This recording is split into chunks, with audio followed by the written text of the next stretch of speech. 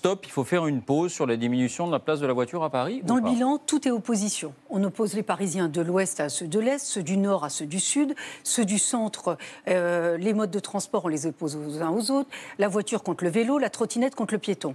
Moi, je veux remettre de l'ordre dans le schéma de mobilité. Le schéma de mobilité tel qu'il a été conçu, il a été conçu sans aucune donnée. D'ailleurs, dès 2016, l'autorité de l'environnement, qui est un organisme d'État, avait appelé la mairie de Paris. Vous avez averti en disant attention, vous fermez les voies sur berge sans aucune étude d'impact. C'est ce qu'a reconnu d'ailleurs le tribunal administratif encore récemment.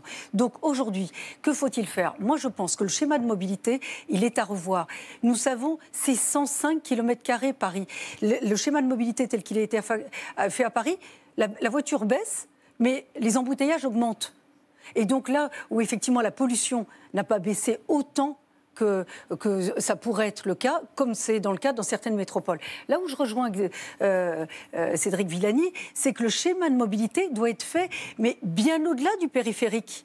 Et donc il faut, moi demain, si je suis maire de Paris, je referai le schéma de mobilité avec un conseil scientifique, des experts, des écologistes, pour pouvoir avoir un schéma de mobilité qui soit de la fluidité. Et question précise, Rachida Dati, sur la question des